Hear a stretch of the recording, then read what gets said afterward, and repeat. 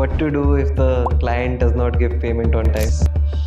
Uh, How does an architect realistically find their first client? the client is really willing to get your services done, they will sign the contract. And contract is simple thing. Why can't client sign? What would a 22-year-old Manish Banker do in today's age? Architecture is not something which you study in books. The whole world is open textbook for architect. And architecture as an education, if one gets interested in, it's like an ocean you have to explore. Architect does. He adds life to the buildings. It's an art of making building, which is meant to serve humanity in general.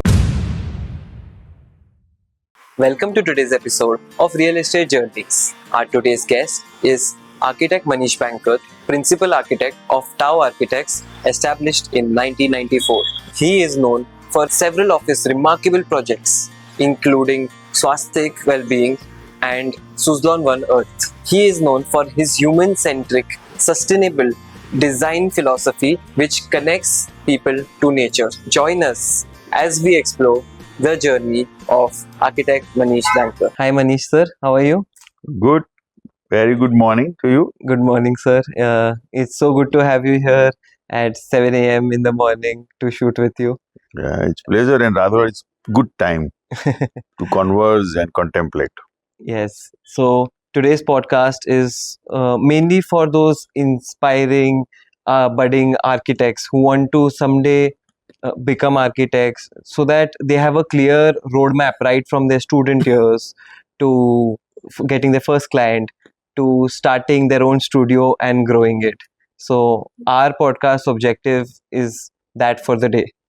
And just as we get started, first let's talk about you first. So to understand your journey better, we start right from the beginning of it, which is your childhood. So where were you born and brought up? Okay. So I was, of course, born in a small village of South Gujarat. But grew up in primarily in Ahmedabad. Post my 10 years of life, before that we grew up in village, which was I find it a blessing, to grow in a rural area where you get exposed to nature, farmlands, animals, Hmm. the muddy soil to play with, and very simple lifestyle, which entire village lives like a community, together. So I was very lucky that way, that my parents were set up in village, and then we moved into Ahmedabad for our better education. And of course, primary education, expose you to the mostly to learn basics of our subjects. But what I grew up was to live with a beautiful culture where you socialize Hmm. and also live with some kind of a religious patterns. There were not much of a complexity, in that early age. Hmm. And I'm talking about 70s, okay. And so I always look back whenever somebody asks me a question like this, that, okay, how I grew up. I don't remember mm, what I studied, but what I remember is what I did, as a sports and very basic street, games, board games, and swimming and cricket and cycling and jogging and exploring, the city with friends. So this is what I count myself, as my childhood. So sir, what drew you to architecture? Yes, actually, frankly speaking, I did not know anything about architecture. Oh. Nothing. I did not know even till I came to the 10th standard. But what drove me to architecture was my the hot temperature in Ahmedabad. Okay, I used to walk down from my home to my school, and in between there used to be a campus, beautiful campus, and there were no compound walls. You just simply pass through, and there are some nice steps, some brickwork, and kind of a modern structures. But it sounded more like an open space to walk through, and you see some Hmm. students studying there, some kind of a college. I didn't know anything about it, but what I used to like is there was a water cooler Hmm. where I would fetch a glass of cold water before I reached to my school, and always in the same way I would return back to my home through the same campus. Later on, I saw that there were students sitting making drawings and sketching on the steps, and under the tree, teachers and students would just simply interact among themselves in a very casual fashion, which was unlike to our typical education pattern, which you normally see Yeah. against the blackboard, boys and girls sitting separately. And this was a very uh, mm, interesting and friendly environment within which some education was happening. So I always thought that why can't I study, such thing? And especially when I used to see them making drawings, I would also do the same drawing and same practice, understanding that and going back home and trying out what those things. Later on, I asked somebody that what is this? Because when I had to choose a career, Hmm. I came to know that you can do commerce, pharmacy, science, and medicine and all. But I said, this is a different one. What is this? So Hmm. somebody told me it's a school of architecture. I said, oh, what is architecture? I did not know. He says, even I don't know. But what I heard is कि अगर आप इसमें पढ़ लिया तो आपकी life बन जाएगी. So very good. Like बन जाएगी मतलब क्या?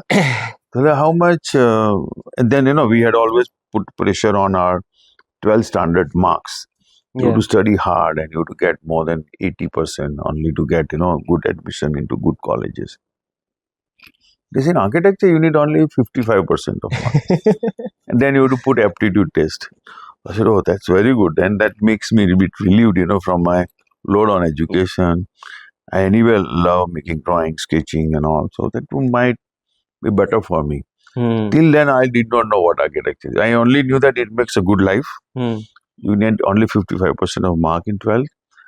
And an aptitude test, you have to give drawings and sketching and talk something about, in general art and all. I said, this is something which is of my interest.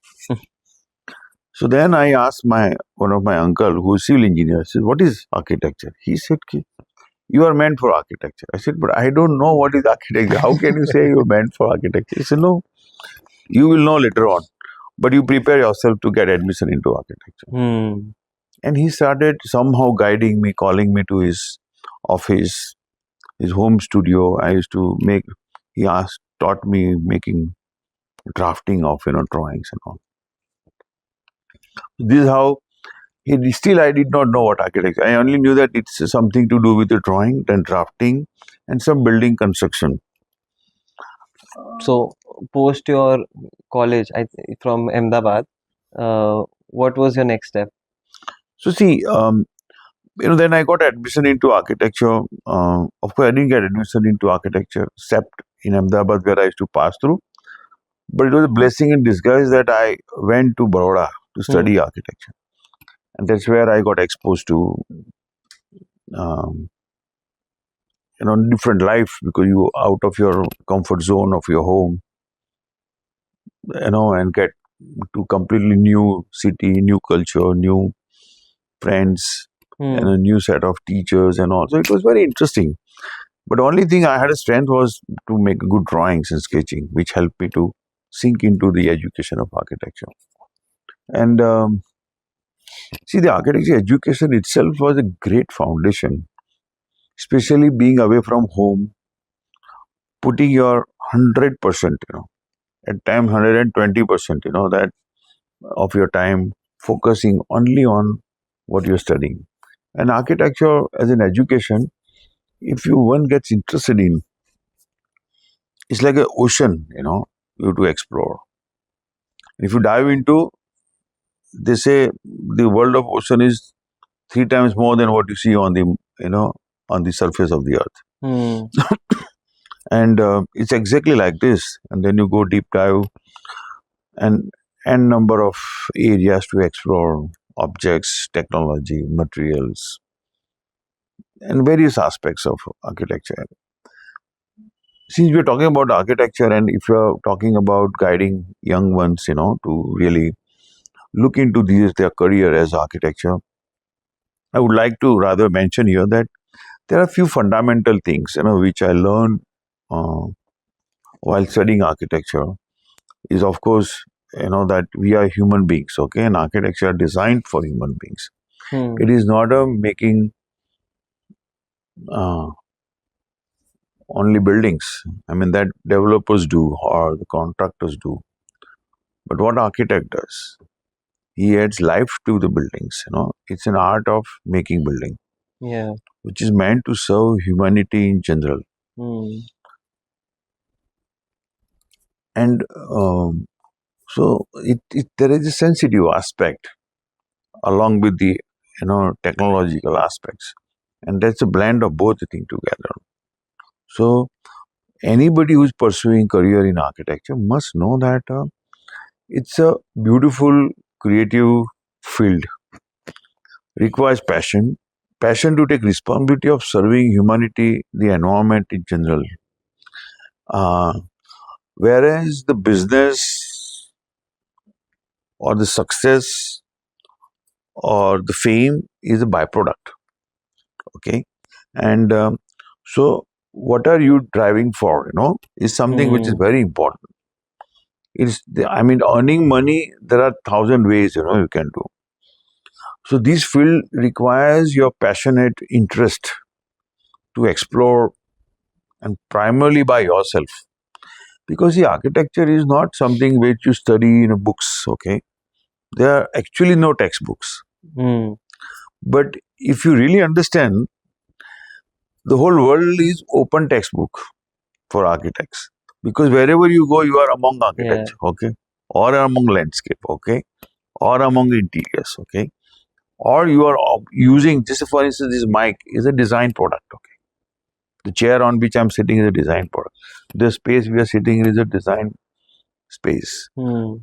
Lighting, all related aspects are basically surrounding around architecture. So if you look at here, this room where we are sitting is also by itself a book. If you have eyes to read those, aspects. So these are the fundamental things, and it's a very interesting subject, provided you see that from its core point of view. For instance, if you want to become a musician, you must love music, okay? Skill sets you can develop. That, whether the flute you're playing, or the tabla you're playing, or the drum you're playing, or the harmony you're playing, or guitar you might play. You must have a passion for it. You must have passion. Then there are notes to study, there are ragas, and there are rhythms, It's the same thing applies in architecture. So architecture is not just making building. I mean that making building and creating real estate, is a part of a business. But architecture is far beyond that. And it's just how you add a life or the aesthetic experiences, for human being to actually truly be human, like connecting, with the nature, or finding, path for oneself, to contemplate and be intensified with the life pattern by which we are constantly growing. And these are the aspects. It's not that what flooring you use or what ceiling you do, okay? They all help to focus on what human beings need to settle in, okay? Or to be within those spaces, maybe outdoor, indoor, but be more comfortable, find conveniency to live, but focusing more on their life patterns. So architects are not only making building, but looking at the primary purpose of making building. And that is not to look good, but to generate better experiences while occupying the building. Wow, that's the thought that I feel every architect definitely should have. Yes, especially the young ones. See, that is, it's not that, you see some interesting, and architecture cannot be also framed in a photograph because it's something which you experience it. Okay, Hmm. it's very intangible. I mean, what you see is that is helping you to create a better experiences, but how that leads those beautiful experiences to be is something which matters a lot, and that's what architecture drives. And young architects especially should rather focus more on finding something within them to drive their career, out of the passion of learning, exploring by themselves, reading the open book as the world around. So, sir, so sir, if you were say 22 again, how would you design your first 24 months? I would rather, it's a good thing. I mean, let me go back, what I did at 22 that time. I had just passed out probably architecture. Um, and the, the best part is that even when you pass out and got a degree in your hand, you know from inside that you still know only ABC of architecture. There's still a long way to go. Hmm. Especially when you look at the masters who've done some beautiful work while educating yourself, on the architecture subject. What did you all gain as a primary platform on which you would like to grow more? It's just like, an architecture is a very organic process. It is not that, suppose if my father would give me a big office Hmm. and make me sit, okay, now you start doing architecture practice. You think at the age of 22 I would do that? I'll able to do that? Because see, the architecture is something which gets matured within you while you are, passionately growing along with every little um, aspect of learning about various aspects. For instance, technology you need to know, material you need to know, the functionality what requires, to fit architecture into. You should all know everything about it, and that doesn't come just by reading books. You need Hmm. to explore it to grow along with it. And see, and you to hold the whole string together of the architecture subject so deeply that you don't get distracted and you keep on learning. And one fine day, it's just like a tree, planted. When you got admission into architecture, you are a seed, okay? You've been planted. After 5 years of education, Hmm. when you get a certificate, you just sprout happens, okay? And then you can't expect fruits to come, on the sprout. You have to allow that to grow. Grow. That you have to nourish it well. You have to see that you are exposed to good sunlight, good wind, better fertilizer underneath. And you keep on nourishing it and let it get mature. And one fine day the fruits comes when your practice starts. And that starts organically. So, let us go back a little to the student years. So, in the student years of an young aspiring architect, what are some core skills which he must obsess over learning? Yeah, it's a very, very important, which when you're pursuing, education, I mean, there are many subjects which are already taught. We Hmm. must trust, first of all, the education pattern because over the year it has been, you know, but that is not the only thing. Hmm. That is a primary basic thing which you must get exposed to. But to me, the most important is that one should learn sketching. Hmm. Okay, art of uh, sketching is most important because your observation becomes very powerful. you need a visualization power also. So when you sketch, it takes your brain and hand coordination. So whatever you're thinking, or it also triggers thinking, when you start sketching on a paper. So that's one of the most essential art which I see nowadays, that because of the computers, people have missed out while operating, the keyboards and all. And your brain is actually computer, and a keyboard is your hand, okay? And it has to work without anything there.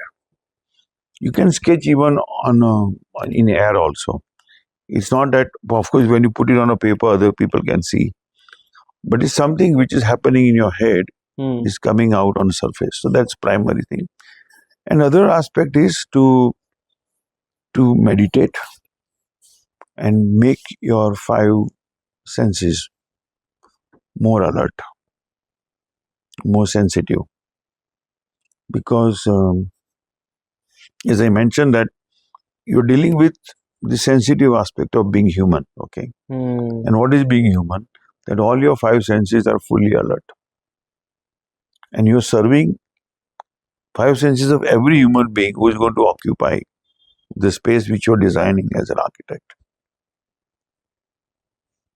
Apart from sketching or meditation, do you think that a young student should know these things or these Yes, core skills, any specific yes, thing? yes. So apart from these two, see, these are the primary things which are taught in our culture. When you are, it's not something which you need to go to educate. I think our home, our society, our neighborhood teaches you playing games, your body.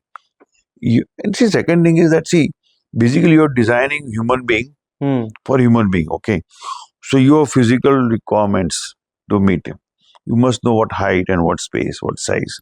You live, especially if you've grown in a old Vadas kind of architecture, it is even better because you are exposed to how the sunlight is taken care of, how you tap the water, how you tap the light, how you tap the air, what are the sleeping patterns. So these are the primary aspects which one has to learn by themselves. I don't think, see, the education of architecture has just come in last 50 years. Before that, we saw even beautiful architecture, maybe in Pune or in any of the vernacular architecture you see. They used to exist and they served much better than even today probably we resolve, through the current status of the buildings. So these are all the things which you need to observe and learn beyond what our curriculum, the academics teaches you. So, in their student days, how should, say, architecture students design their entire portfolio so that it shows thinking just beyond their research, iterations, all of that? See, first of all, the portfolio of every person should reflect their own personal interest into what they have explored so far. Okay. Okay. So portfolio is not an end; it's a kind of a stepping stone for you to keep on traveling over your career path. Okay. So your portfolio can keep on getting updated every 6 months. It's more for oneself to see what I have learned. What would I document? What is that which I'll put across?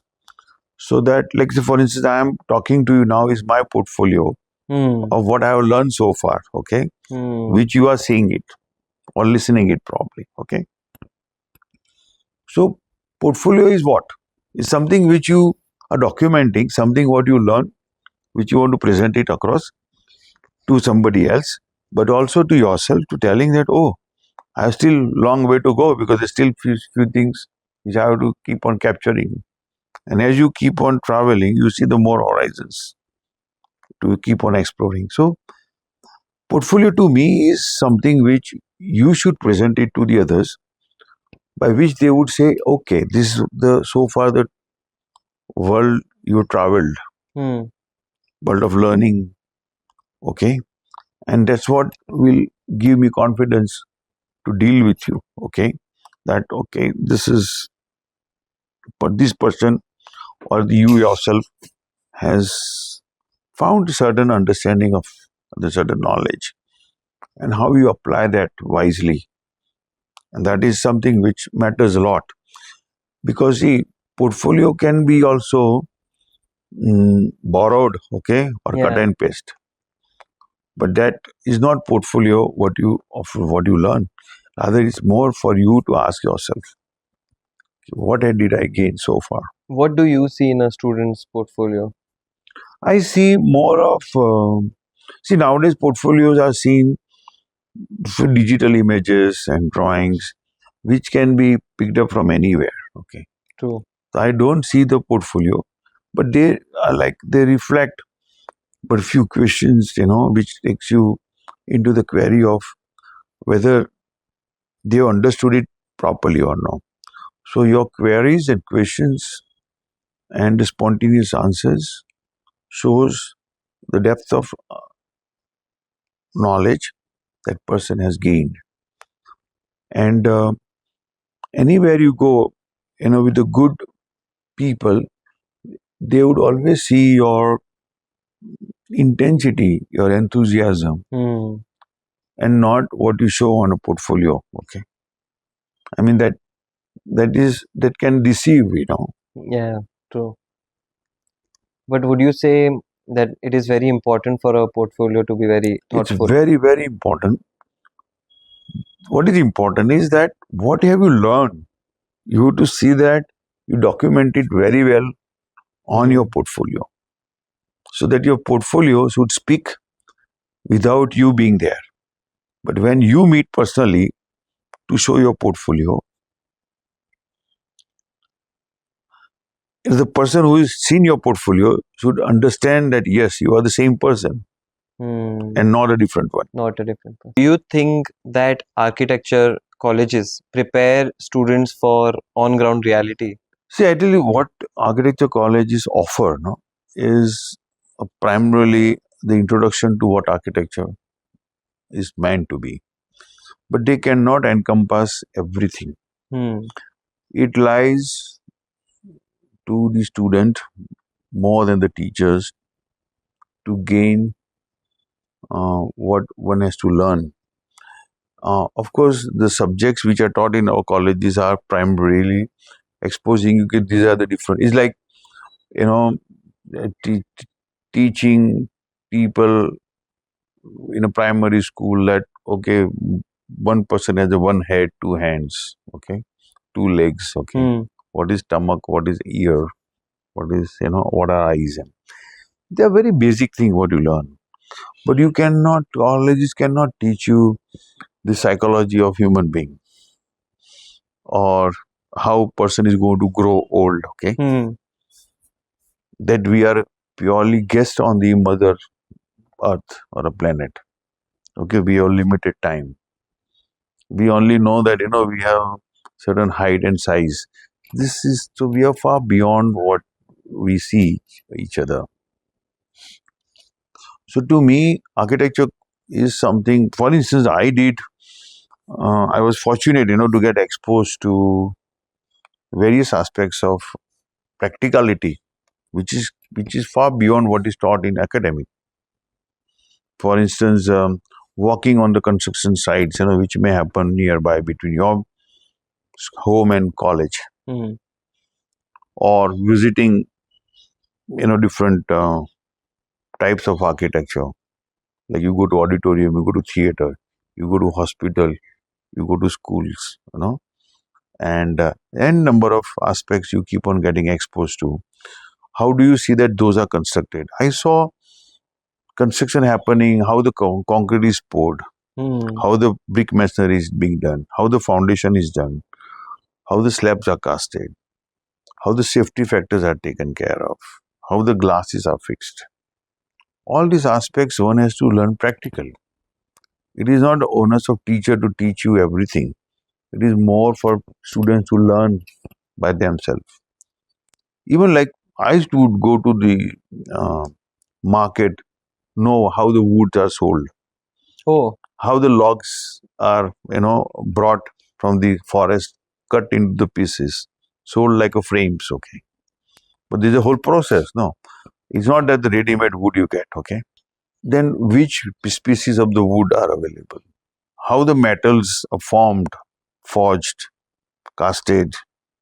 How do you know that? Why the torch steels are used, in RCC slabs? Why we use pipes and why we use solid, bars? Where we use what? All that matters. What kind of metals are available? Even in one walking, you know how the roads are being, casted. When you see a open gutter dhakkan, you know that what is the depth of a gutter inside, how the sewage, flows underneath, how the water is being brought from corporation to your home, why we have water tank on a top. All these aspects are not taught in a college. It's something which one has to keep on inquiring.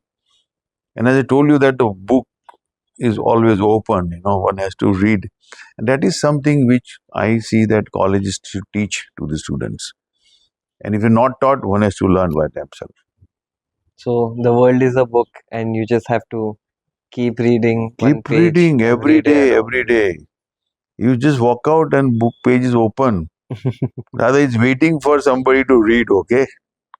And there are a lot of problems also. When you read, no, you see the problems lying. True. Sometimes the footpath is 1 feet higher than the road. How the old elderly people will sit and or on a walk and step over it. Why we see the zebra crossing. Hmm. Those aspects, or why the chajjas are like this, why the steps are like this, what are the ideal size of steps. This is something which I don't think the colleges has to teach. You can climb up and see, Yeah. at what level the hand railing is required to see that you are safe enough. So So, these are open books to figure it out. so since we are talking technical, what are some drawings which an architecture student studying in a college should be fluent in, so that he really can accelerate his career? See, first thing is that the sketching, hand sketching, which should interact with the size, the depth, the width of whatever you're drawing. So all different part of drawings are basically attending certain aspects of either construction or the engineering services or the material and different things. So basically you have to understand the clarity of what you really want to express. Now certain things are expressed through the sketch, certain things are through the presentation of drawings, certain construction details are drawn in the technical format of a GFCs or a working drawing, what dimensions you required and how the joineries are done. So you have to highlight those joinery and put it. So all aspects are important. For instance, when suppose let's say you're not an architect but you're studying medicine, you must know the entire human body, okay? Then you would know slowly that okay, what is the nail or what is the eye or what is the ear and purpose of the ear. But at least you must know, and they're all interconnected. Hmm. Like they are not, though they are different elements, okay?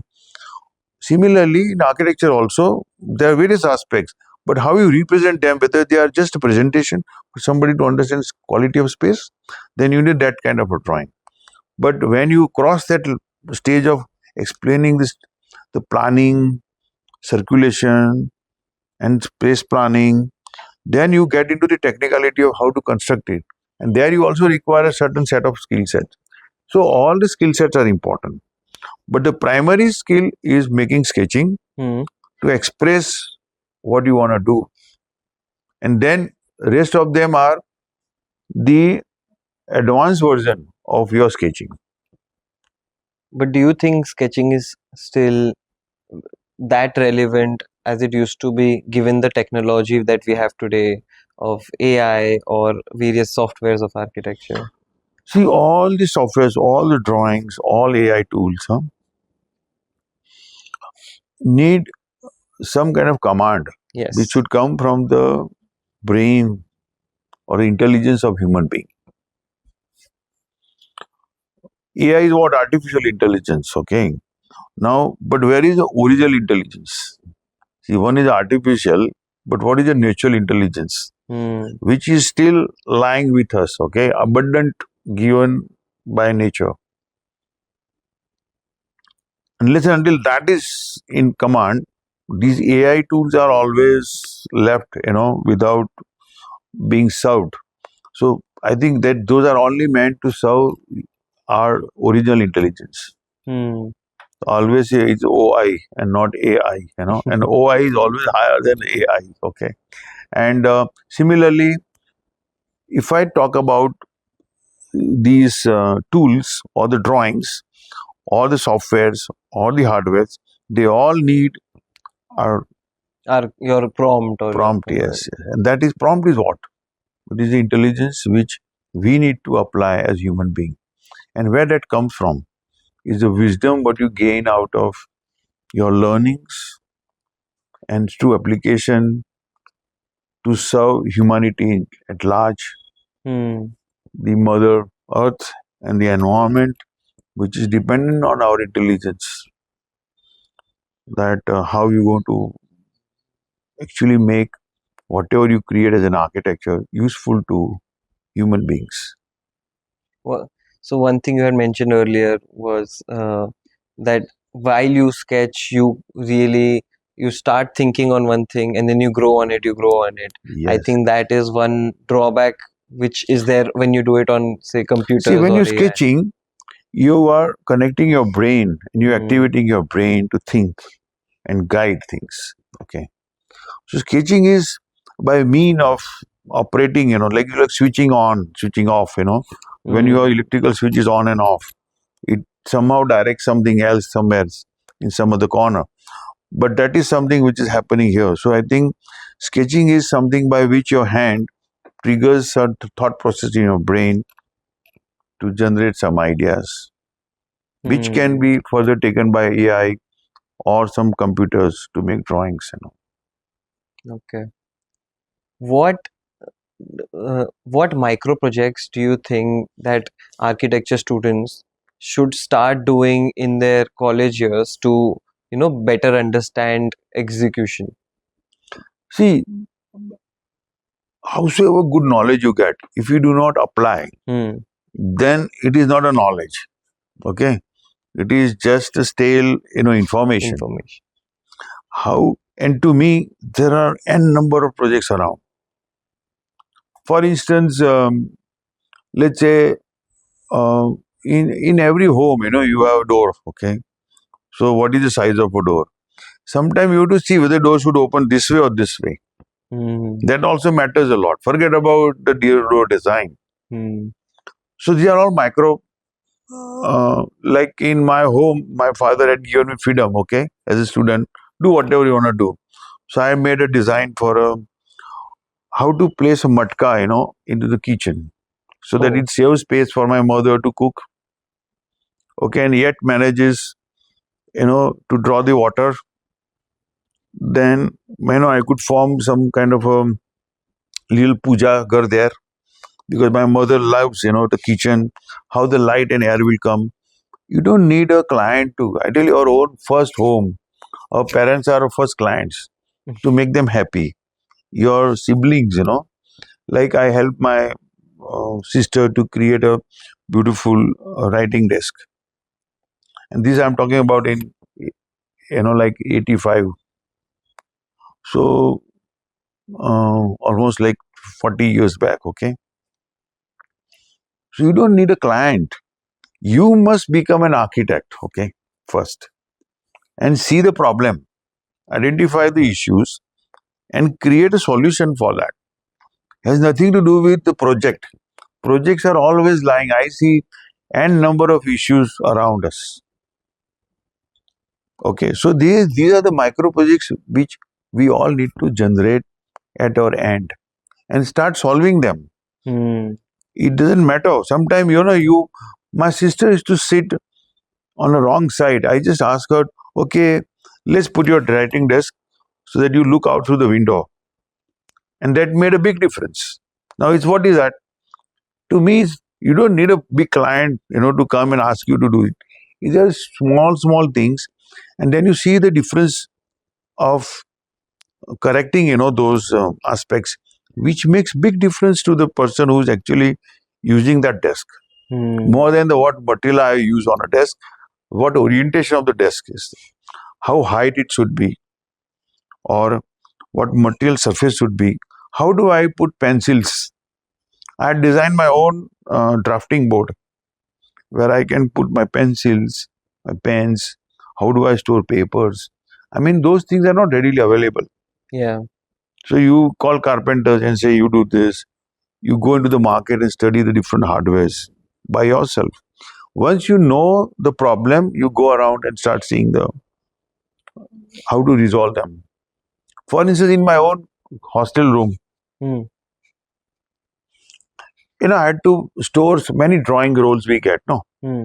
so say you don't have furniture like in a hostel room you don't have anything except your bed and mattress. Okay, so I used to have a cycle. Cycle का tube खराब हो जाता था. So we don't throw the tube out. No, I used to use a tube, put a nail at the top and bottom, and I will rotate the tube. And I used to put my drawing boards, no, sorry, the drawing rolls in between the tube because tube had a tension, no. And I started storing those things. So I had at least 10 tubes, And I used to ask him, because मेरा cycle का tire tube तो खराब है तो मेरे को दे देना. This is how, or just by nailing 2 nails, I could create a storage for the. Even you can put your pencils, pens, and now simple ideas. How you use different materials up and how you apply that as a solution. It doesn't matter whether that hardware is readily available. It's something which should trigger an idea to solve that problem and still to create something.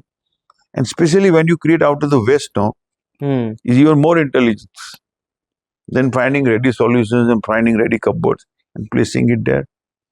I mean, anybody can do that. And when you don't have much of a resources, Yeah. then you are more you apply your intelligence more and see that you find a solution. Wow, what a practical solution for a young Yes. student. So these are micro projects. As student, you can do. You can help somebody, a neighbor. To me, there are various aspects in our own home or on a street. You will find. So you just need to start looking for it. Start looking.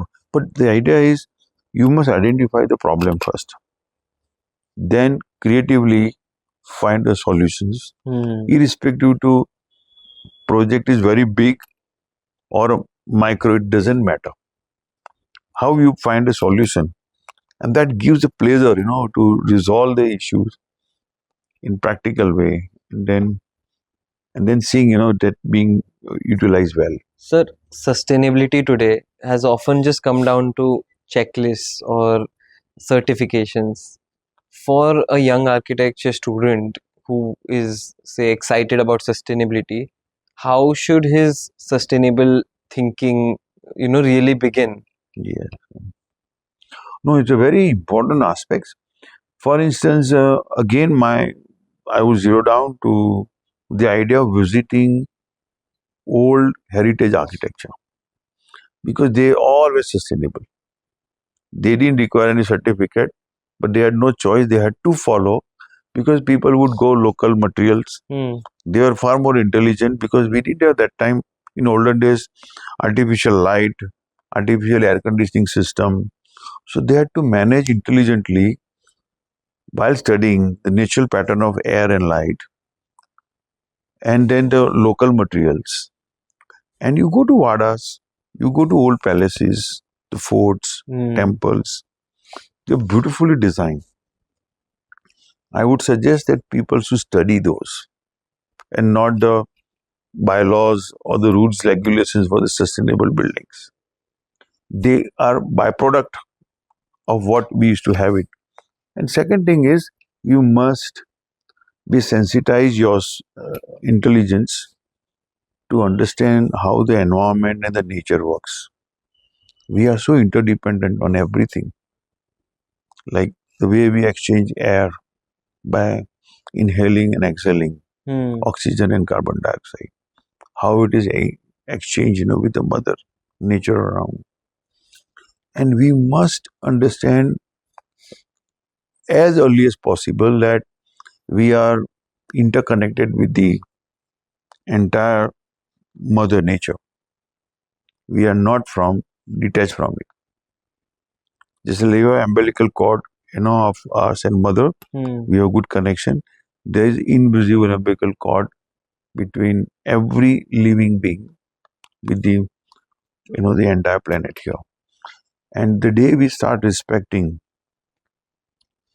by understanding that we are interconnected, interdependent, there is a rhythmic uh, connection between us, even the bird or any plant or blade of a grass or a cloud passing over it. We all are interlinked.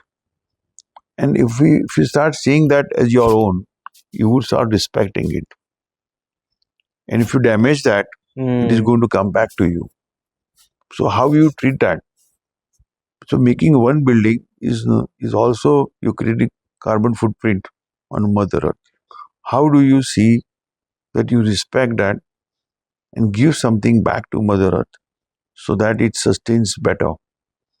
And this is something which has to be taught not through the books of sustainability, but being sensitive towards, and it should come from within. Come from within.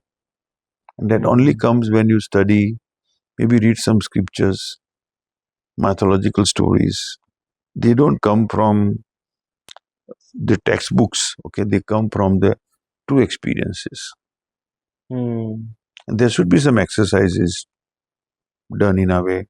For instance, can you live without oxygen? Okay. If I put you in a chamber where there is no oxygen, you will start valuing what is there, freely available as an oxygen. What are some simple ways that architects can integrate sustainability in their projects?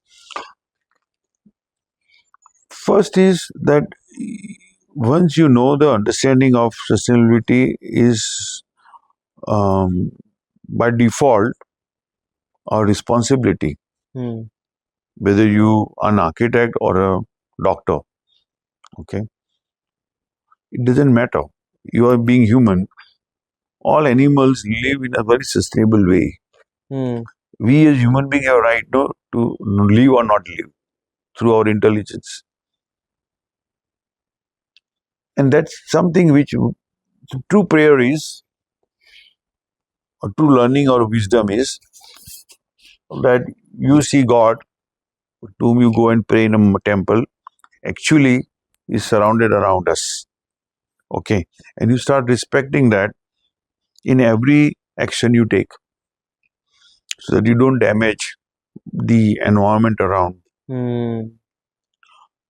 and help other animals to live. When you chop a wood, or what material you create, how you're creating a carbon footprint or the load on the mother, our earth, is something which would come only when you start sensitizing yourself by applying your understanding to every little action you take over. And that comes naturally when you have learned certain aspects, or you to go and scan your bylaws and see how you manage air quality in the room, what is the level of oxygen. But if you keep a natural ventilation, you reduce the pollution, you reduce the heat effect by the mechanical air conditioners, what kind of gases you use it. And then you start becoming more conscious while selecting what product I'm selecting. For instance, there are very invisible, many invisible gases and the toxic materials which are being used around. The day you're sensitive, you would not allow that material to come into your projects, because visually they might look good, okay, but they might be a health hazard, they might be fire hazard. Okay. And many artificial materials have come into the market. So basically, usage of the right materials. The right natural materials, and natural resources. natural resources. You don't use unnecessary huge amount of fuel to transport one material to this material. So sometimes you might get a very good natural material, but imported from Scandinavia to here, you don't know that you spend so much of a fuel to get that material here, to see that it looks beautiful here on your table top. But is it sustainable? You can go and appreciate that, when you go to Scandinavia. But you don't have to have everything, from. I mean, these are the aspects. Any 2 to 3 tips for already practicing architects out there so that they can integrate sustainability? Many a times people complain, अरे price बढ़ जाएगा हमारा, हमने इतना अगर sustainability के पीछे गए से some See, the simple thing low is, cost methods. yes. First thing is that, if you buy local material, they are always economical. Okay. And one must understand that it's not the material which makes a difference, it's the how you apply that material into the design and execution matters a lot. An example? For instance, I have used this Kodappa stone, okay? I can also use Carrara Italian marble here, okay?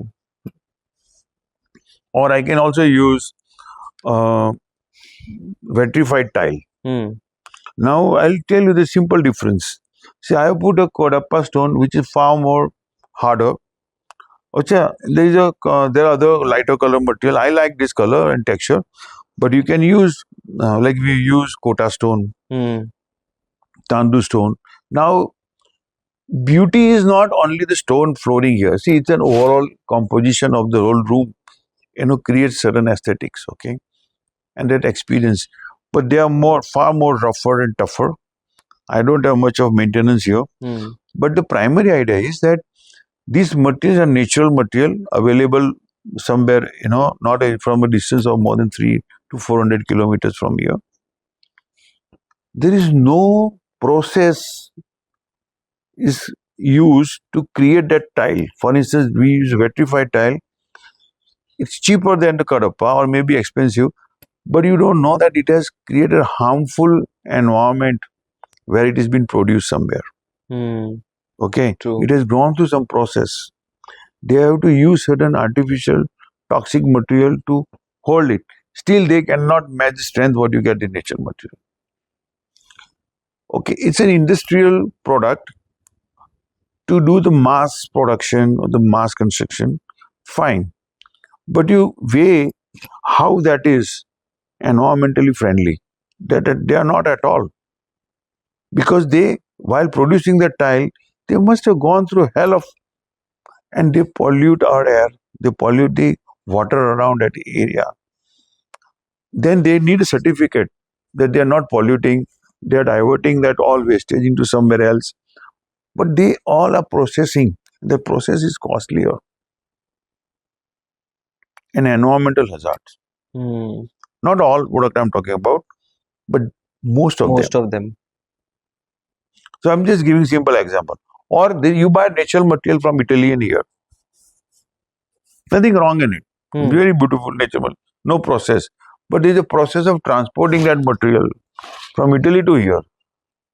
It must have taken huge amount of fuel, okay, of diesel being used somewhere on and it's brought in here. Okay. So that's why we must prefer. I'm not saying that you should not use Italian material. They all are beautiful. Yeah. But to what extent? Okay. And you may afford it. You can afford it also. But doesn't mean that you blindly use everything there. Second is, there are a lot of coats available on the surfaces nowadays. They release a lot of toxic and air around it. The organic oils are applied. You can apply on the wood, and you can apply all toxic materials which are synthetically prepared or petroleum products. They are not good for our lungs. Okay.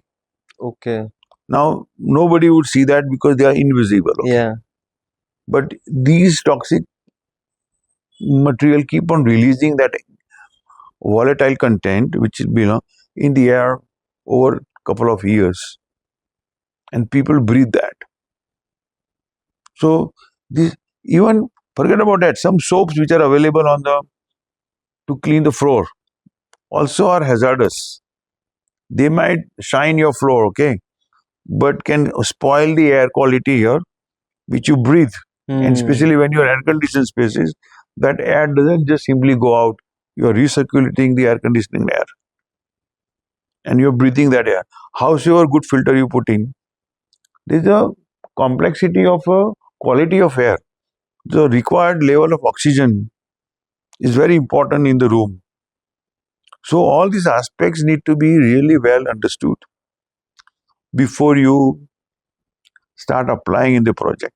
Sir, what are some ethics and some morals which young student architect throughout his career should have, no matter what?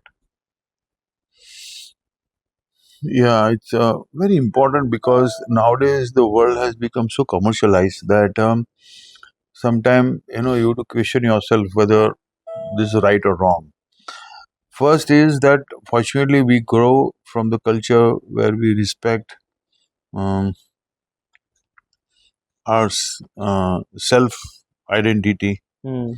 we respect our religion, we respect our um, socio-cultural presence, into the market in general, and it's something which has to be imbibed within you Hmm. and not been framed from outside. And that matters a lot because when you're taking a decision of any kind, there's nobody else sitting next to you except yourself.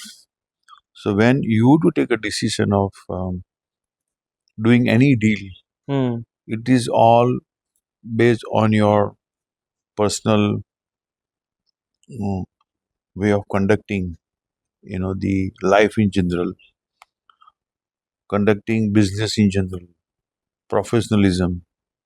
And to me, professionalism is, of course, supposed to be taught, but never taught in our colleges.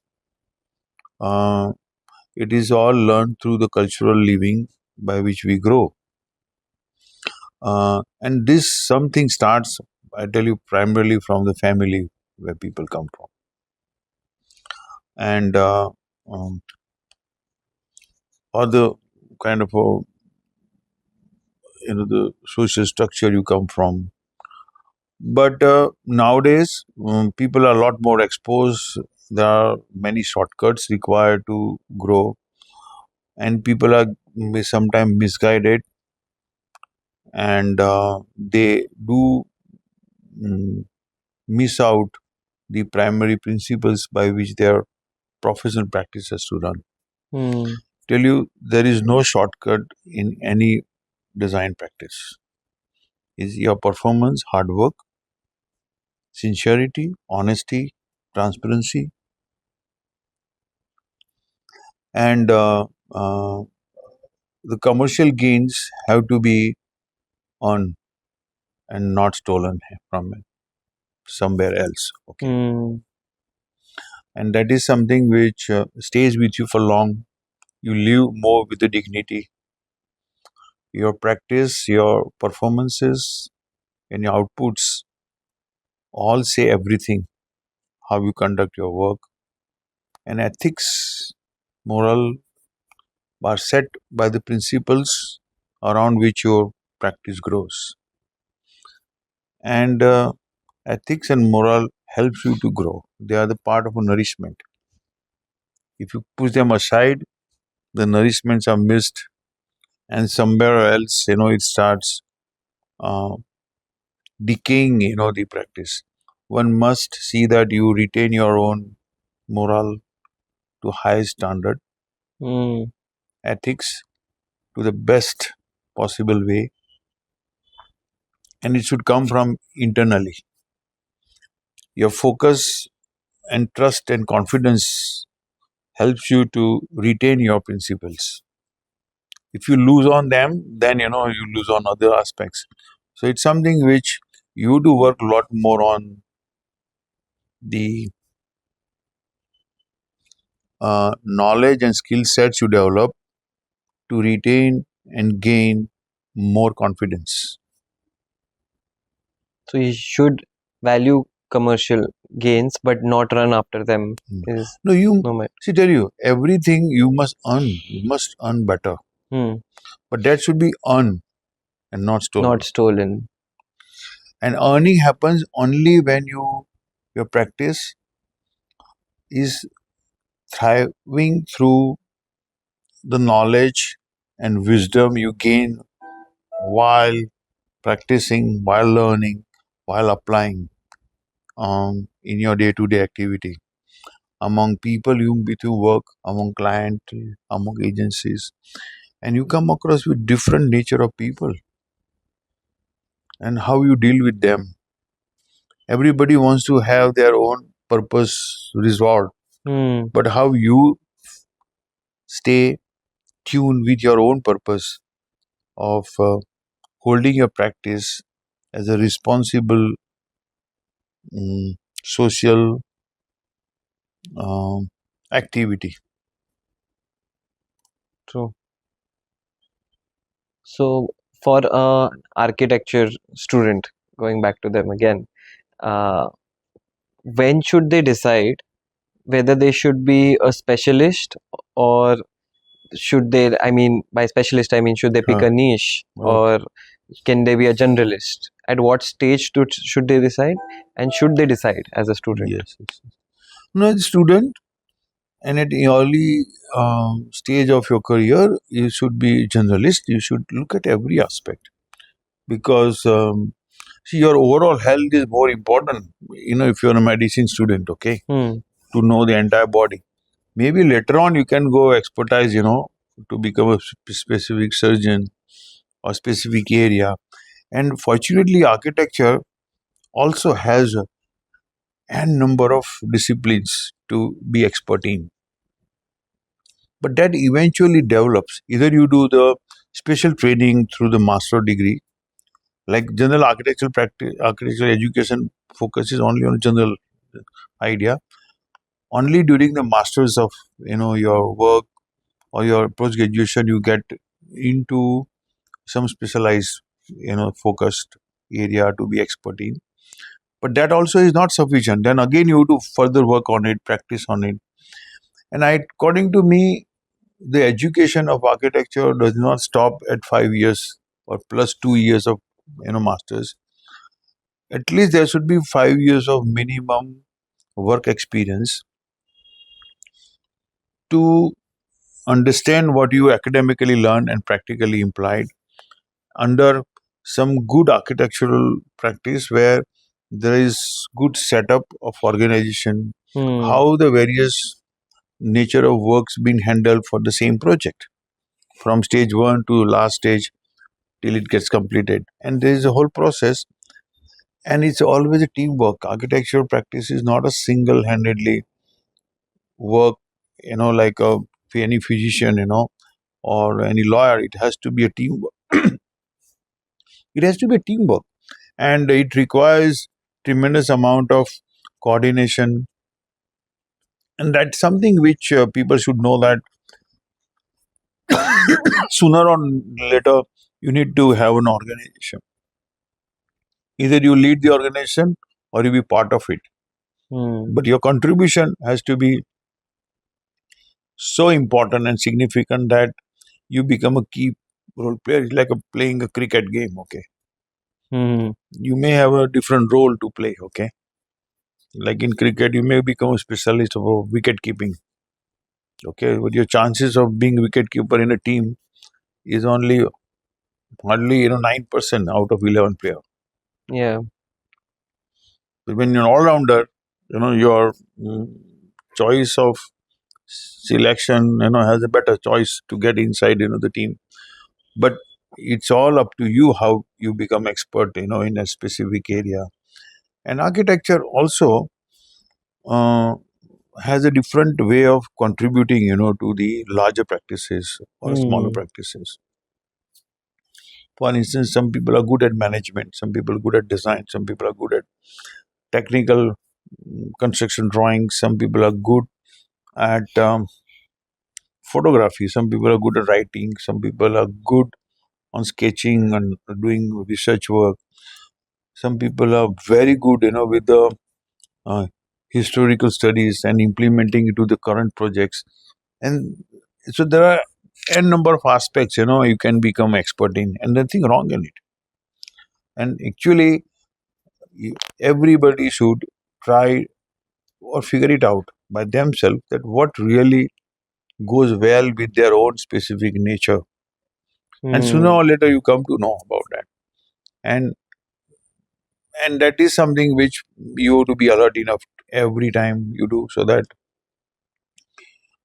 slowly you start driving yourself into that direction of expertise. So once you start working and Yes. exploring various areas, you realize that I am more Yeah, I'm passionate more about passionate for this. that, or I like that. Then you Yes. log that and maybe then become a specialist. And sometimes even the situation also helps you to grow in that direction. Hmm. Like for instance, you've been offered to do a hospital design project, okay, and you get that project. You start researching on it. You start become expert in it. Then everybody start trusting you for the hospital project. For that specific So thing. you never know, okay. At, but at least it of course depends on your interest how you take it further. And if you got a one chance and you really did good research work and developed it as a good design, you already on the way, to become expert in that area. But if Hmm. you just do it for the sake of doing it, probably you would not become an expert and you may not develop. Then you should focus on some other type of projects where you think that your passion would drive you, for the better results in the end, which will keep on growing. So it all practically you have to see how it moves from one project to other project, and at what stage you decide matters how much you put your personal interest into that. So for an architecture student, how would you prioritize? Like, would you first choose the brand name or the role clarity or the learning depth in that internship? How would you rank them? I think the first is the role model, okay, not a practice. But who are your role model? And not necessarily they might be somewhere close by or they might be alive. It can be anybody. Hmm. But that role model should guide you the typology of architecture. Like for instance, for me, I love the architecture which got blended with the nature. Hmm. Now, I did not know anything, okay, but I always drove myself. I used to get excited about the architecture. Like, I started reading books on Frank Lloyd Wright, started understanding about organic architecture by just mean of getting exposed to, that photograph of the work which I used to see of their practice, which was kind of a rare. I used to love other type of architecture is more heritage, Hmm. works where you go and see the palaces, the vadas, the vernacular architecture, which I loved.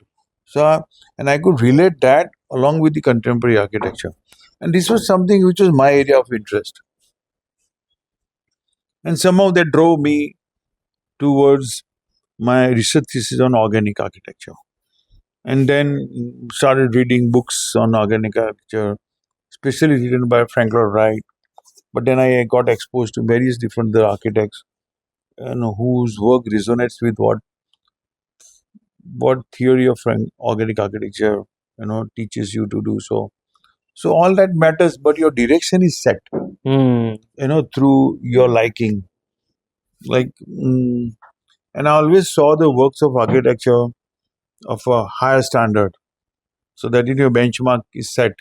So you would not try to just simply get happy with something which is ordinary. Okay, Hmm. you and then you also develop setting up a benchmark of learning curve, execution standards, material selection, the sensibilities, all that comes, in a certain sequential format uh, to relate with the typology of architecture, and you start valuing them, and then it starts reflecting in your applications. So apart from a role model, uh, my ex-student too, I have a role model now. Apart from that, what are the other things I should have going into an internship, which I must look at? Should I look at the type of work that is going to be there? Should I look at how big the company is? What are the things that I should look at? See, initially, role model is more important, and then your spirit to go and find such practice. It doesn't matter big or small. Okay. To me, what you first of all, if you reach to place or the person whom you admire, your half the job is done. Hmm. It doesn't matter how big, small, Then, then once you are there and you got a chance, even if you don't get a chance, how you pursue yourself to pass through that. You may have to wait, okay, whatever is required, but if you are so keen, then you will hold your interest and ensure that you will pass through that. You may have to wait, okay, but it's something which you have to persist about getting, through that thing. And that much love and the urgency must be felt, within you to do so. Any self-assigned tasks which an intern should do to, accelerate his own career at that stage of internship? Yes, I mean the first of all, that suppose let's say when you want, especially during the internship, the typology of work which you are admiring to, but you are still student, you are still at a very early stage of knowing about that. How would you be sure that you can contribute on that typology of work when you go as an intern? You have to have your self studies. You must do the study of that particular architect's works Hmm. or his projects or his details or his materials or the kind of a similar work you must, and it's a self study which you put at your own hand, so that when it comes to you to play, it's like a doing net practice for the cricket. Hmm. I mean, you can't just simply go and play on the cricket match, okay? You must keep on doing net practice. Help yourself to acquire skill, knowledge, and information which requires to apply when you practically go and see the work. And that's what makes a difference. And when you've done little net practice, it's much easier to play on a In the real main game. match. So after an internship, we'll move ahead to a Yes. job. So when that architecture student is now working somewhere else, so as someone who is a principal architect, what are the things that you see while hiring a fresher? Do you see what grades do they get, or what are the other things which are important to you? See, the most important aspect, what as normally architects see while employing the freshers, is the level of enthusiasm, the discipline and the sincerity that person follows, or the keenness of joining, and not for the sake of just joining. Hmm. Second thing is their skill sets. See, I mean, they are so raw that we have to mold according to our practice. So it doesn't matter what marks they got in the college. What matters is what they did. And I tell you, the portfolio shows uh, the intensity of their learning curve and their capacity and potential to become a good architect. And their portfolio speaks everything. You can also make out the portfolio is genuine, not genuine, and through their interviews. But I generally see their enthusiasm and the sincerity level. Okay, so for you, enthusiasm and Yes, their sincerity yes, to and the learn. thirst for the learning. Hmm. I mean, you can see that, and you can make out that they are keen, to to grow as an architect. And I mean, it's also sometime, the luck and chance, that you encounter, that personal connect with the person, and then it just simply flows. Sometime it doesn't connect, so it's all besa- um, it's all based on how you perceive that person at that particular moment, and how you click with that person also personally. Hmm, that's true. Sir, what are the top five skills which a 22-year-old architect should develop within the first 2 years of his practice? See, the first 2 years of a practice is actually not a practice. It is more of a continual process of learning. Okay, and mm, but the primary five skills, what if I were to define, I would say first is sketching. Hmm. Second is being sensitizing with the environment and nature, and the kind of our connection, with the world around. Second is our way of relating with the people and the places Hmm. through exploration, personal exploration, which is a skill set. I mean, you go and sit sometime, in the middle of some square, or in a public place, and see how people behave. When you go Hmm. to hospital, how you see, things, and these are the perceptions, Hmm. and you start seeing the uncomfort, or the conveniences, or the issues which are related to design problems, and how you solve them. It's something which is self-assessing through the exploration. Is very, very important.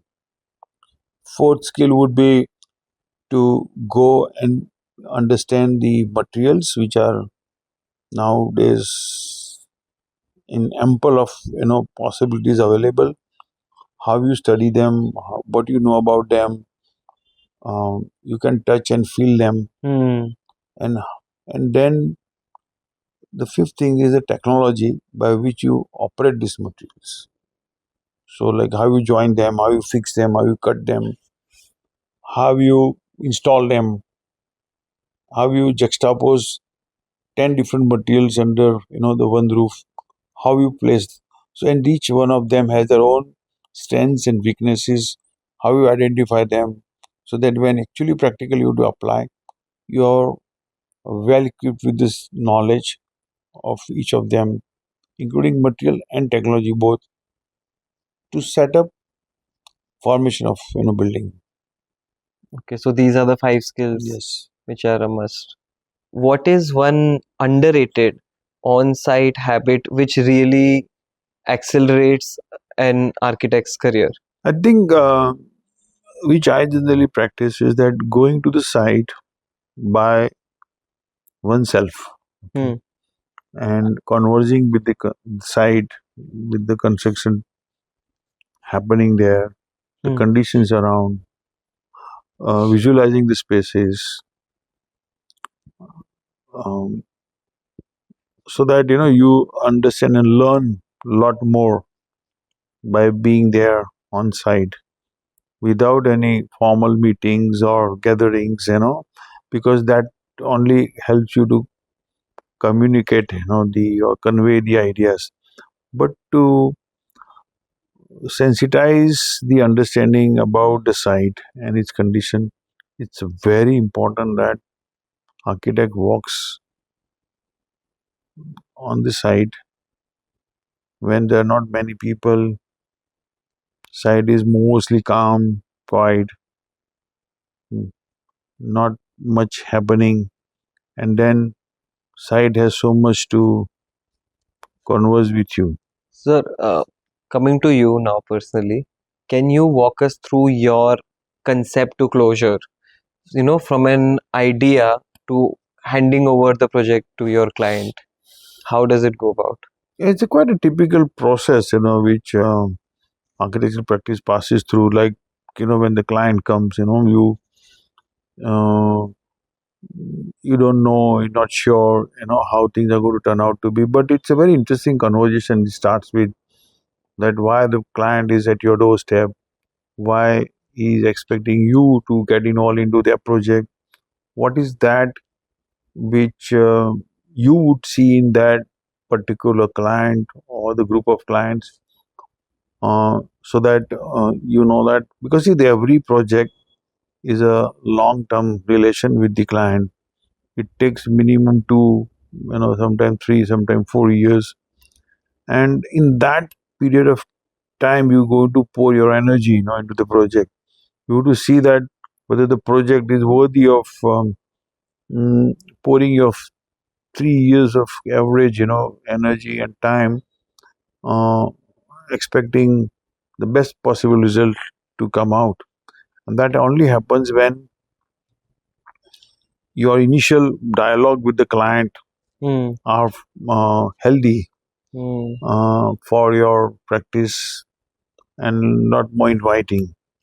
So that's first thing what happens. And once you decide yes, or it goes well, with the tune, you set up a kind of work contract, which is very important, so that the client knows what you're going to give them, and what they are expected to give to you as an architect. So that is something which is very important, and it has to be formalized contract and not just a verbal and understand, because as I mentioned, it's a quite long term project and it has to be well penned down, Hmm. at least so that both the party know who is playing what responsibility, and you also make yourself equally responsible to complete the project with the quality and time as narrated by the client, and client in reciprocation provides you the commitment and the commercial arrangements to ensure that your um, path is mutually set for a project to start with. And then of course, best is that you not only with conversing with the client, but the location, the context around the site, the climatic conditions, the material applications, the budget, and the cultural aspects, apart from the primary requirement and brief what you get from the client. You sit along with them, ensuring that you get a lot more than what they are. See, the clients are innocent, so they sometimes miss out many things, or they Hmm. cannot even express, or even cannot clearly tell you, but it's our responsibility to figure it out. True. It's just like a doctor. When you go, you just tell them that these are symptoms. The doctor Hmm. has to figure it out. Okay, what treatment, line of treatment to be done, considering what are the core issues, not what the patient talks about. And those core issues has to be understood well, and give them a direction and guidance, knowledge and education to ensure that they feel comfortable and rather excited to have you around them, who is going to give them the kind of a best possible result for which they come to you, as an architect. And then of course you do so, then you generally, I get excited to see uh, the site and the requirements, and understanding a little more detail, referring the client in case of the residence. Then I meet family. If something, or it's in the office, then I ensure that I meet all the entire organization, how they work, what are the level Oh. of structures, how they part with each other, how they roll their work sequence from one to other, and various other standard nuances which requires to be understood about the project. Hmm. And there's a lot of R&D goes into this. It's not that you start designing, but you start understanding, and also you to understand the updation on that particular project and its nature. Like nowadays, everything is evolving. Technology, the material availability, the climatic data, the way of managing, the issues which require to be sorted out for the sun, for the wind, Hmm. or for the sustainable aspects. So all that you keep on penning down in your head on the paper along with your team, ensuring that everything is somehow is like preparing Everything is aligned. aligned. Yes, and then you get into the mode of a design process. But first is briefing yourself. It's just like preparing your mm, primary ingredients Hmm. before you start cooking So understanding your client's requirement in depth would be your in depth. first. Very, very important, rather than jumping on design. So, And until once you get everything understood well, hmm, then the design process becomes far more simpler, while attending complex aspects of the requirement, and you don't miss out any point which may help come back to you, which can hinder in the entire design process. So it's better that you know everything well in advance, and then it's easier to start designing. And then when the design informations are there, then you sit and again relook at the context of the site conditions, and then your sketches starts flowing through the ideas what you want to give them, hmm, and you not only accommodating their physical requirement, but also the value additions which architects are supposed to provide, and that is the primary role of architect. Fitting the physical requirements are much easier, but how you add poetry into these aspects to create a better quality of space, value added technology, the correct orientation, and so that the space what you give them hmm. is a lot more mm, active and very much relevant to the either living or working culture of the client, and can help you to drive the further design process. So all that you do it, and then the sketches and the form spaces and the compositions and all you start putting in your rough sketches. This is where I see the skill set of your sketching comes, which is a Hmm. very primary but the most important aspect of a design process. Okay. And then you start computing them into the hardware softwares, place them in the right way, guide your people to or a team to ensure that various different aspects are interwoven in design development. For instance, engineering aspects like structure, services like electrical, plumbing, air conditioning, AV, and various other aspects. And then you start putting it to the landscape with the interiors, lighting, and number of aspects you start clubbing together to ensure that as the project develops its design, it starts accommodating various different solutions under one design theme. And you see that also the design is evolving like an organic plant. So every ingredients are fitted inside in the seed in a way that when you start allowing design to grow, it becomes a proper tree and not just assembled pieces of any mm, mechanical device. Hmm. And I see that architecture has that organic quality. That once you set the seed rightly, then you don't have much to do except allowing it to nourish and get it developed as a one um, specific entity which covers most of the solutions together under one roof. So, do you think that you should first lock on to your design and all drawings before starting work? Yes, and see, the design clarity is most important.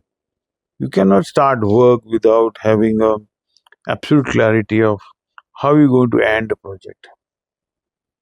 So it's quite important, that mm, no aspects are missed out, in design process to consider, and better that they don't get missed out, because ultimately the project suffers and the client suffers. That should not happen.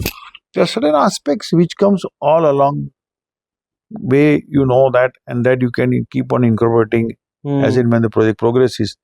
But the primary aspects, which are very, very significant in terms of conceiving the design totally, are very important initially. And that is something which the skill set architect requires, to see that you don't leave those aspects which are important to bring in initially. And few aspects, that you can always catch up with them as the design processes. So, is it okay to start work even while, say, most of the designs are locked in? So, should you wait No. more and give it more time? Because the main problem is that many people, they are like they want to rush to Just to start work. earlier. See, it's I tell you, it's the way you set up a tuning with the client. Hmm. To what extent you must have that readiness to start work, you must define. Let the Okay. client know, and also let them know that which are the pending aspects which need to be also covered up within stipulated time, so that when the project starts, things don't suffer, and it gets well aligned. But see, projects based on their creative needs, you always have flexibility to adjust some of the aspects. Sometime wait for some of the aspects. Sometime mm, you can also modify some of the primary brief, and also change the direction to ensure that you get a more interesting solution. So sometimes we are flexible to adapt and add on or reduce, or sometime based on the nature of project we say no, everything is frozen, now go ahead with it. So it all depends on the nature of work, the priority, and the timeline set for the project. But there's always a choice and freedom, and ideas always flowing with the thing. And to what extent you got flexibility, based on that you adopt those new ideas. Otherwise, allow the project to smoothly go till it's complete. Okay. So now that the job part and the job section is over, it is moving on to an architect finding their first client and starting work by themselves. So how does an architect realistically like find their first client? See, it's till one must keep on working and developing one's own skill set, and the client finds you, not you have to find a client. Okay, the true architect will not have to find clients. I'm sure that if you develop a good skill set, client will come to you at one fine day, um, because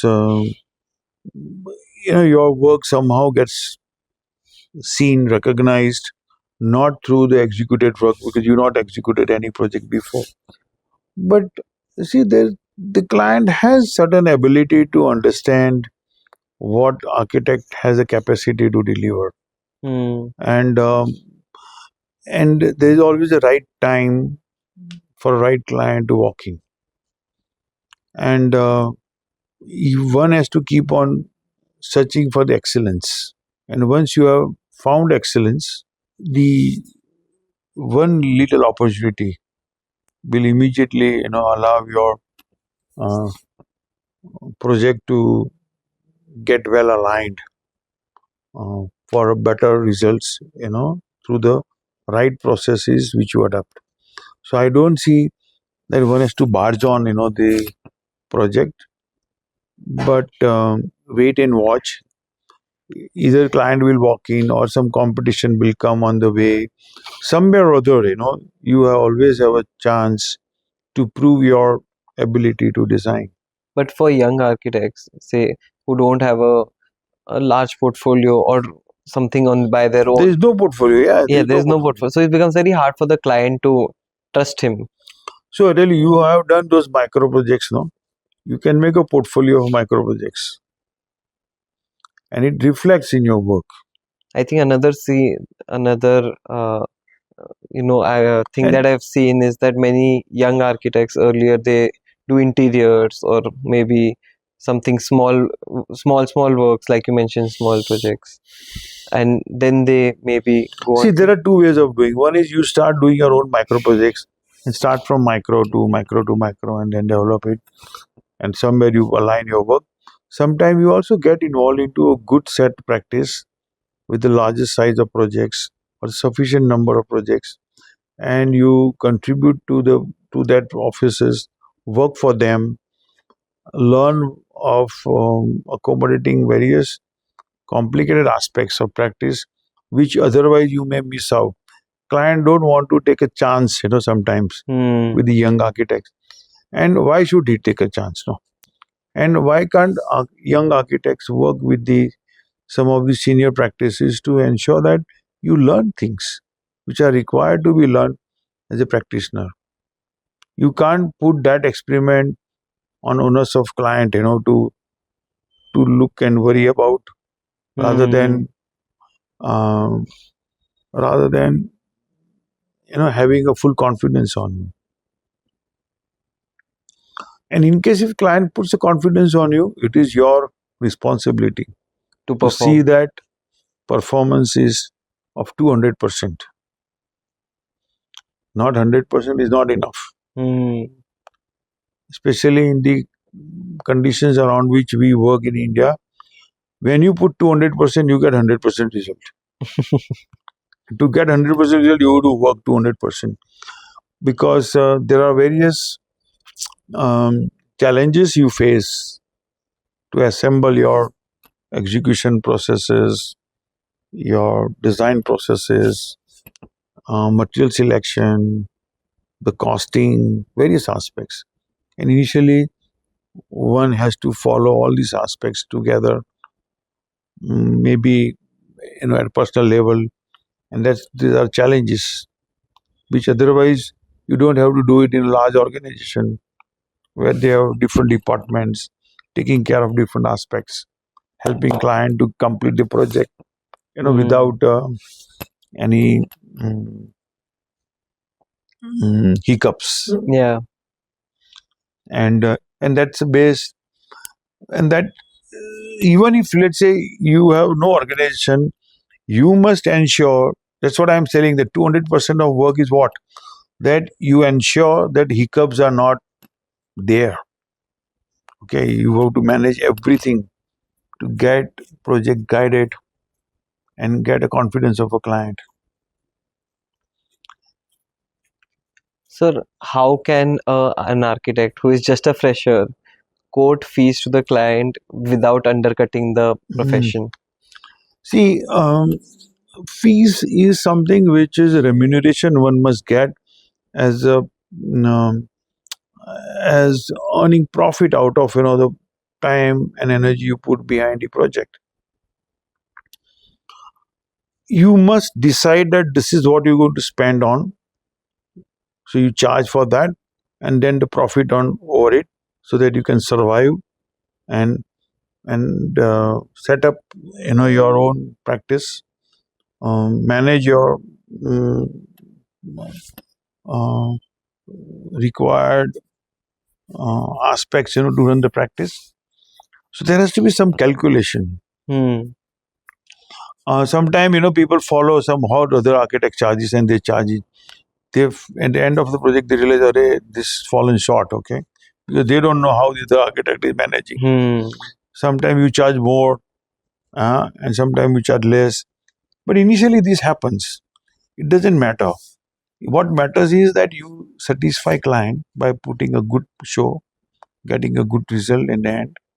Client will always pay you if you done a good job. Out of 10, 8 clients will pay you a good amount of whatever committed. Two clients sometime uh, crooked in their own process, especially with the young architects. They take a disadvantage, and you never know who those two client out of 10 who do this.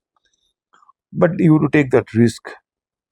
And also it's important that you educate clients for letting them know about the the value additions you put to the project by your services, so that they value professionalism. They also learn how architecture can contribute better standard of living Hmm. or working through the project which they are getting designed. All that matters, and it's onus to to architect to let client learn about these aspects Hmm. by which they start valuing your So that services. he can see the effort the architect is putting. Yes, and they once they know, they'll value. True. And all the clients I have come across, they value what we give them. First of all, they come to you, so that by itself, is enough that Yeah. they value your services. But you have to prove by giving them the response in the similar fashion.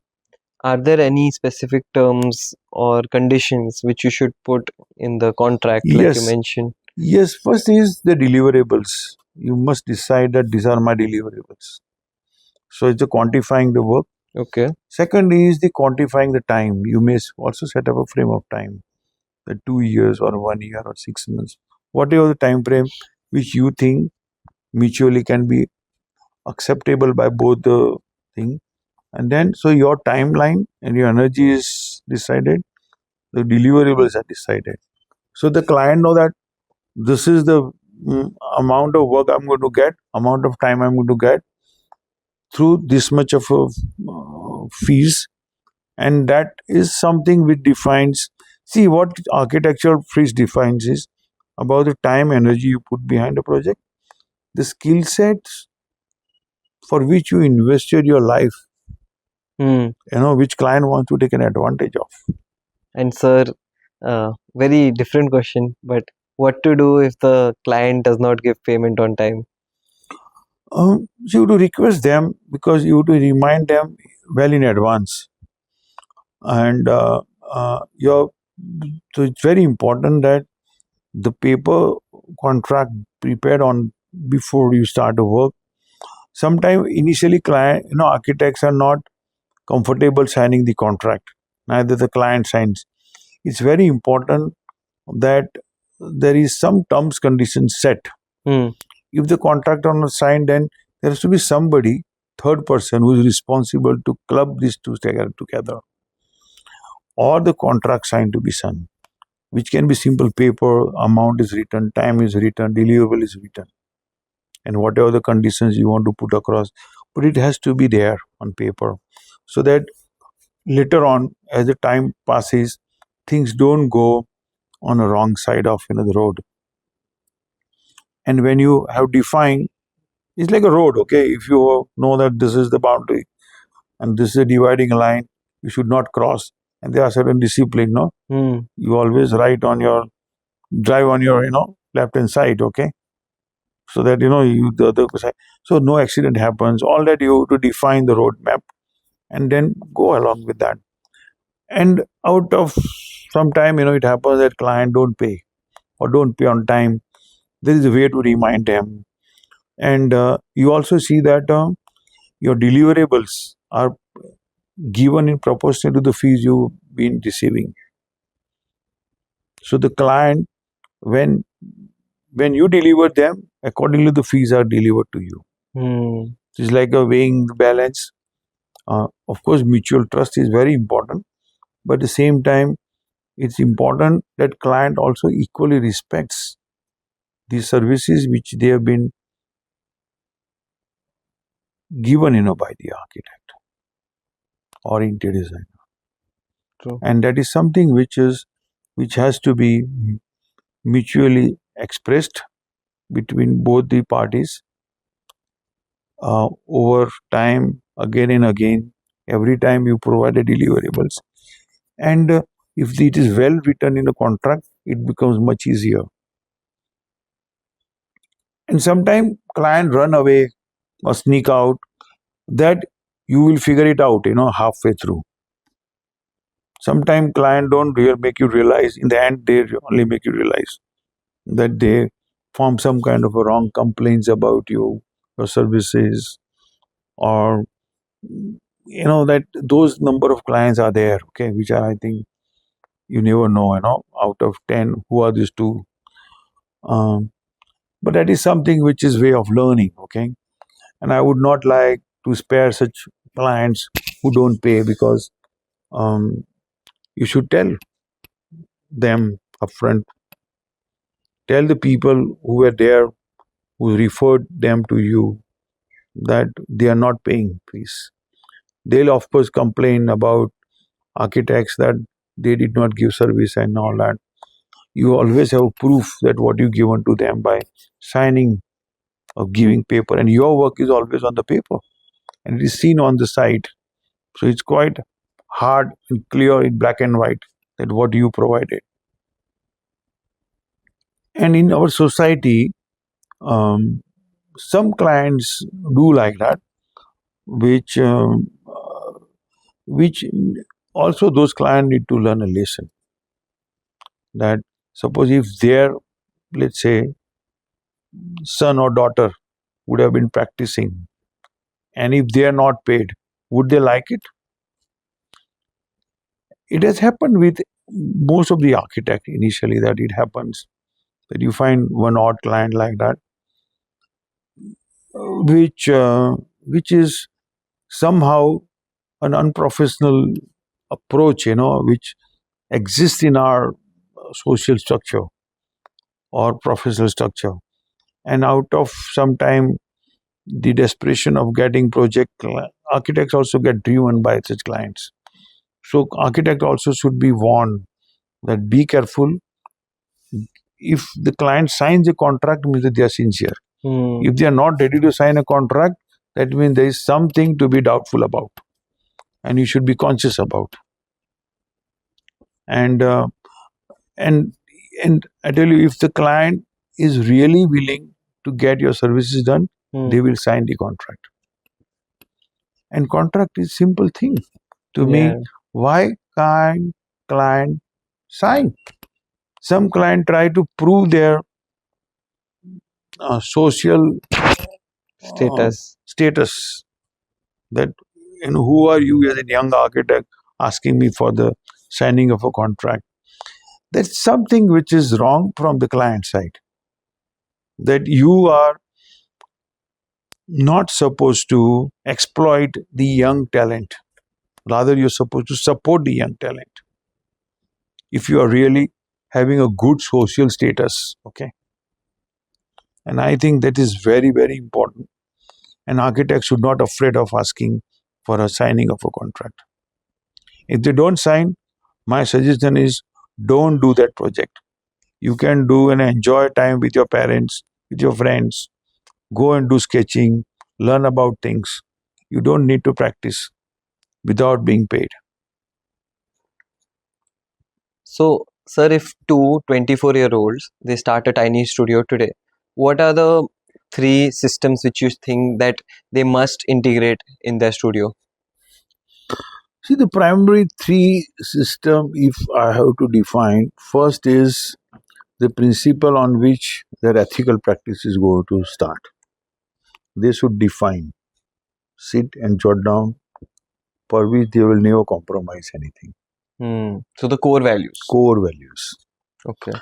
Which come from our professional culture, and that I'm sure they must have learned before while seeing some good practices, and ensuring that you follow that path. So that these are the roots, which should be well um, firm, into the ground on which the practice is going to grow. Second is the systems on which they're going to work, which is like hardware and softwares. Nowadays are very important, and you must have the best possible softwares. And I prefer that they go with the Beam software and not the 2D AutoCAD, which are quite outdated now, and which can integrate not only design but engineering and services aspects together. Nowadays, you also have a um, various communications tools to adapt. So that is also very important, and you must take advantage of the technology to communicate and create uh, drawings and documents which are readily available in a specific format.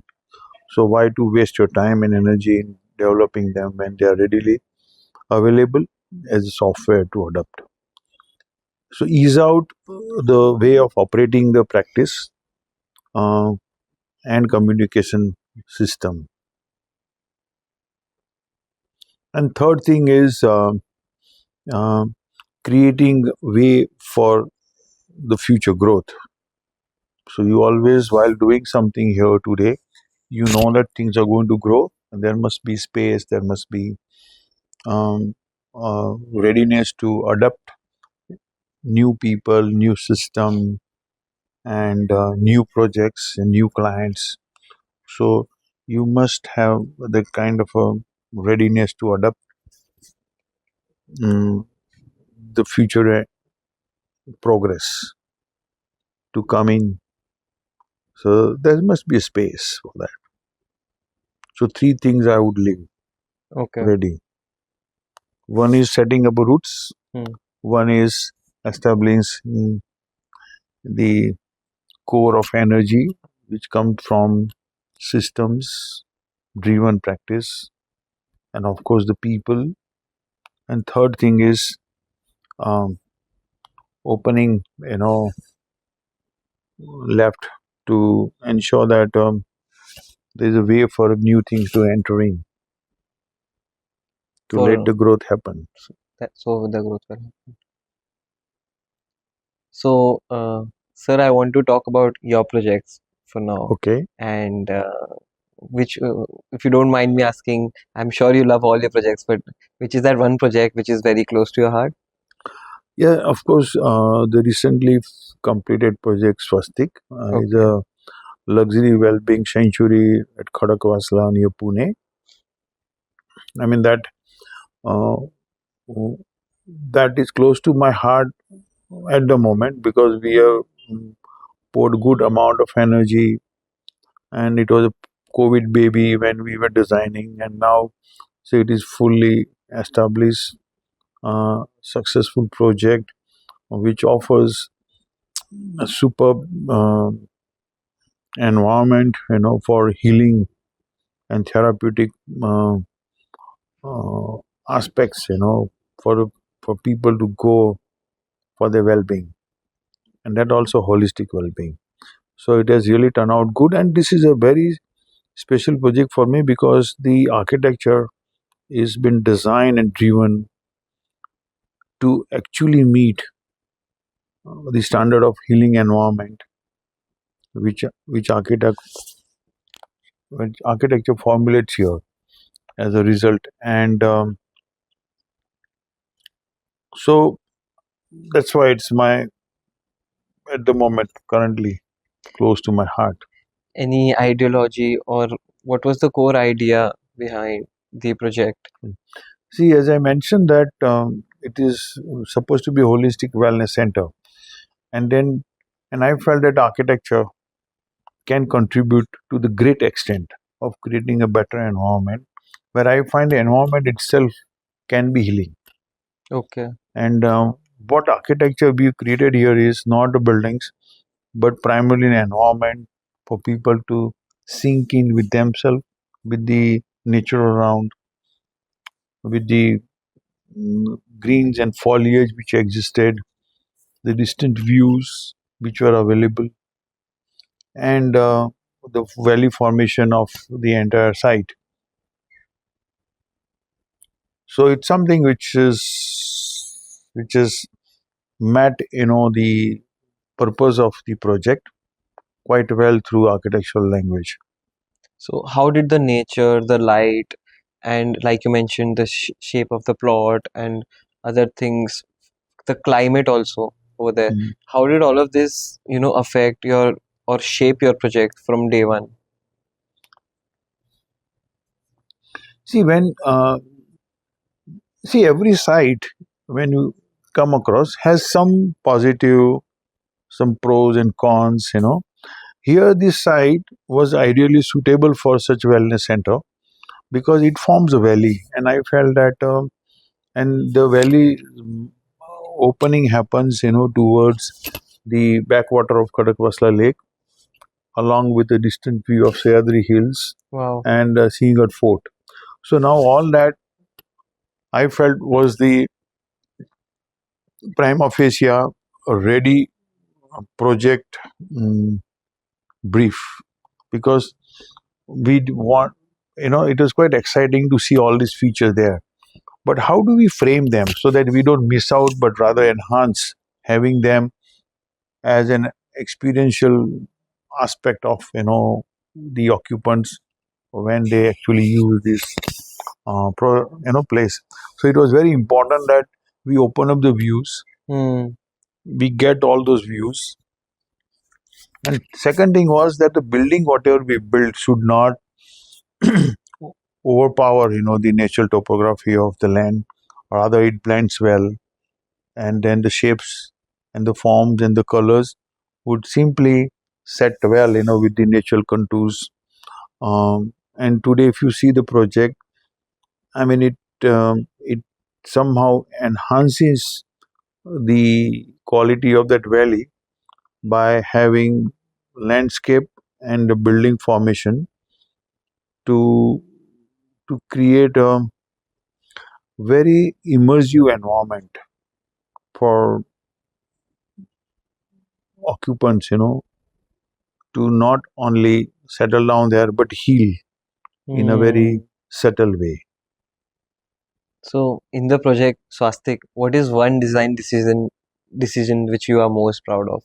Yes, I mean there are many, but one of the most important design decision was to create a guha, the gufa, um, to let people experience the living with the Mother Earth, and I give them the concept of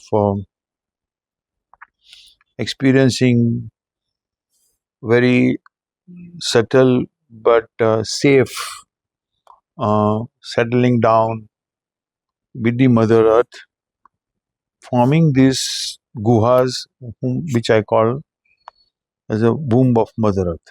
Oh, And we created a Garbhamala so that many of the seekers can go and sink inside the Mother Earth. And that's where you feel that you're much more um, in the lap of, Mother Nature, and can rest well, can meditate well, contemplate well. And it is created in a way that all your body energy gets neutralized while walking on the bare feet within the guhas.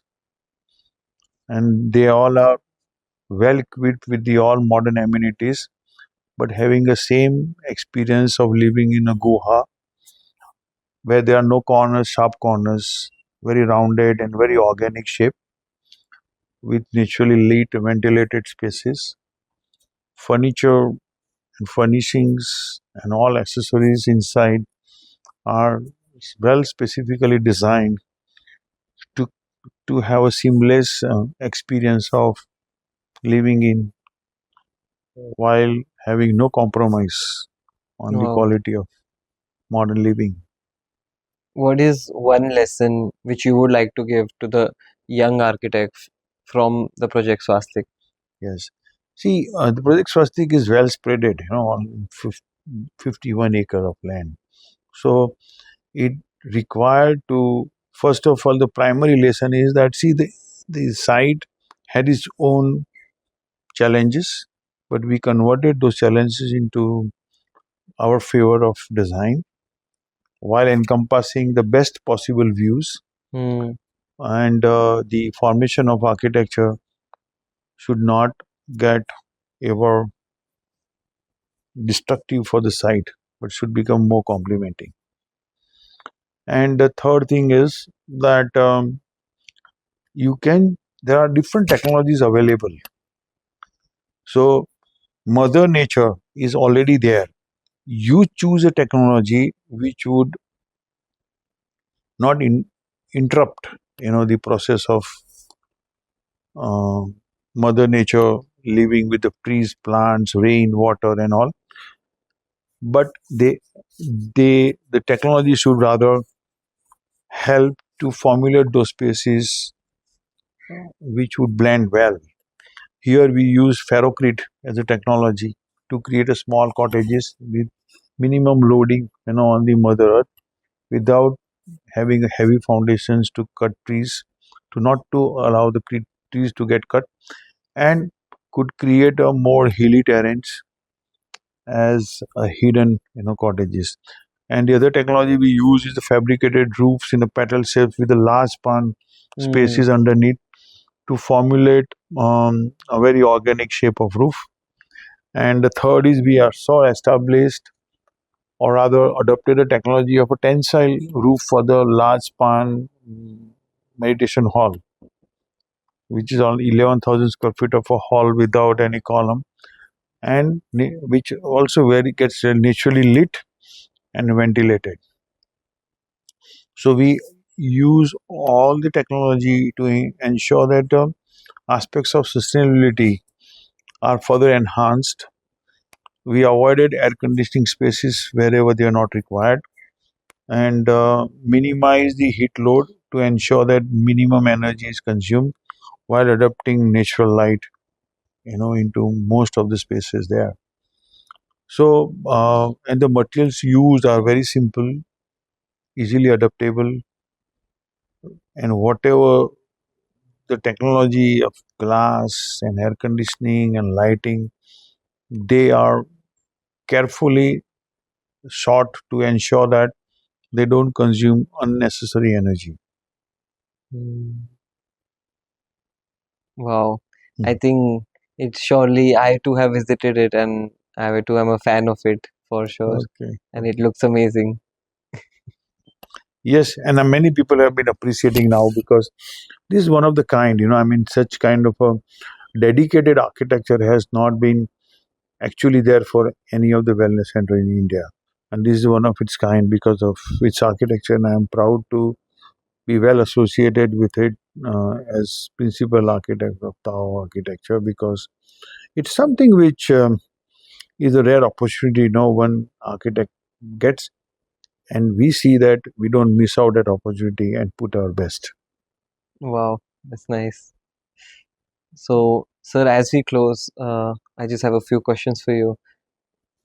First is that if a 22-year-old DM'd you saying, Manish, sir, Hmm. I want to be a principal architect by 30, tell me three advices, what would you tell him? I would like them to go and see this movie Three Idiots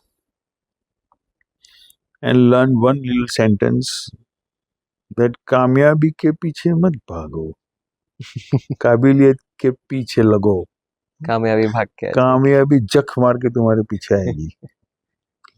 This is, I don't know exactly the dialogue, but this is what I remember, uh, by which the film got very famous. Many people clapped, but I don't see that being adopted in their life. I wish that people adopt that in their life other than just clapping in the movie and getting out from the theater. There's only one thing I would tell them: rest is all history, which I already spoken to know from. Okay, And for the rest, you need to watch the yeah, podcast. yeah, yes. And so there's see, everything else will fall into this category. You have to see that excellence is something which is achieved. Success would follow. Success is not should be the target. It's a byproduct of what you find excellence, in your skill set, in your approach, in your total practice. So it would, if I were to frame this like, what would a 22-year-old Manish Banker do in today's age? I would definitely do what I did, fortunately, at that time, that I explored myself to learn things, explore various different nature of architecture. Did a lot of self studies, self toured uh, to go for sketching, photography. Found some friends with whom I could travel uh, and explore, the world of architecture all over India. And whenever I got chance, I would travel abroad also, but with the same intent to keep on observing things, which I call is the open textbook of the world. Finding myself sketching somewhere, sitting on some dam of a water or roof of a building, or sitting in a garden looking at some heritage structure. And but there are a lot of things which I have learned while sketching. Uh, Many of the structures all around, new, old, and there is a kind of a passion involved in every little thing I have tried to explore. So that is something which I would again do it if I'm again back at 22-year-old and see that. Of course, that time I was not so tech savvy. Um, I, because the whole computer system was new. Maybe today I would learn that, okay, and be more efficient in adopting technology. But rest of the things I would do the same what I did at that time. If there was one advice you would want to give to architects to stop doing immediately, to young architects, and one advice for them to start doing something immediately, what would it they be? Okay, so immediately stop is of course going through social media uh, just for sake of getting mm, overburdened with the information. Rather slow down, uh, but be more directional in order to learn things what you want to learn. There's nothing wrong getting informations, but it should not be overburdened. And we must dig out our own roots to start with. Learn things through our mm, heritage architecture, our cultural aspects, our festivals, our mythological stories, which add sensitivity to the new technology which are being adopted. And I would ask them to adopt the best technology available, like the beam softwares, AI Mm, softwares, to to be learned and mastered rather than we being servant to them. mm, very Rather, true. these tools should be used as our servants. We should command them, prompt them, guide them, rather than we being mm,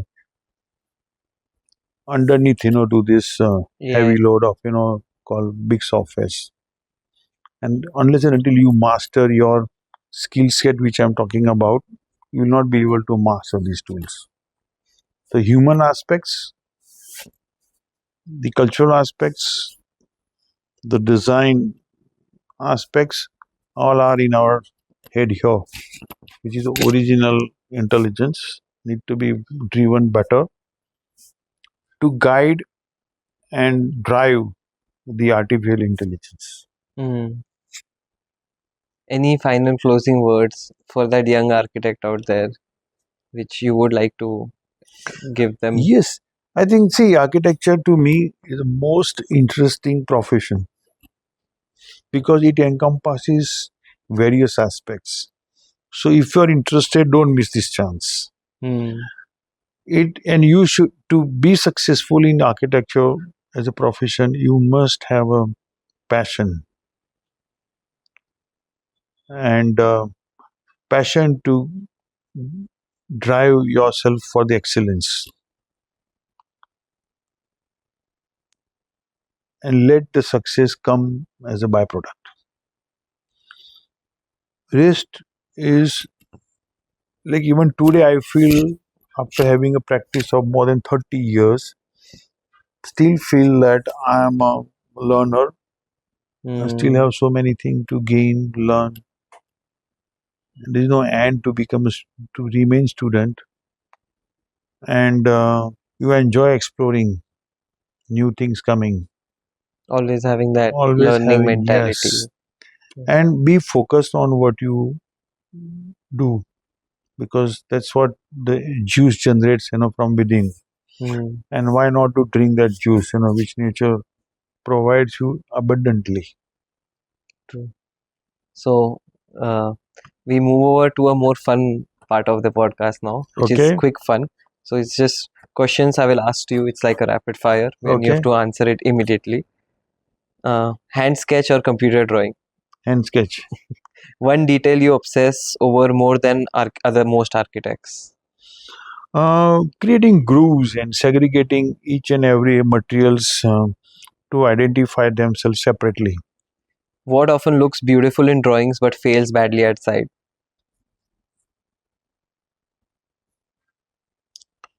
Uh, the finishes.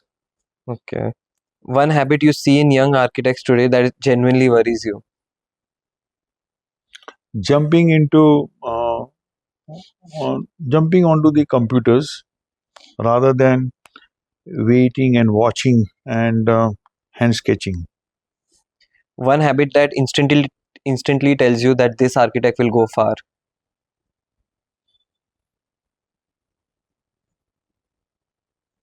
They're passionate.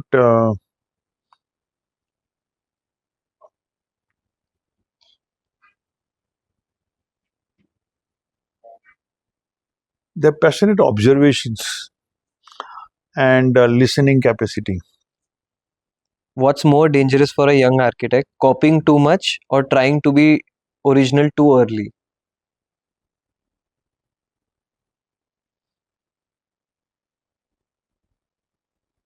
Copying too much. One book, one building, and one city every architect must study. Okay. One book is by, I would suggest, Frank Lloyd Wright. Um, One building. no, I tell you which book. I forgot the name. Just a minute.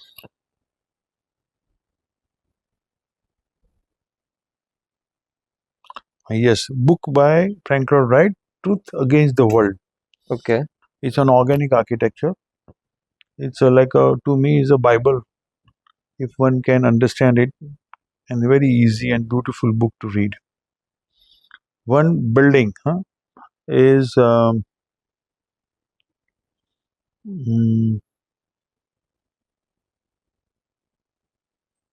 especially I do in Ahmedabad. This Atma building by Le Corbusier. Okay.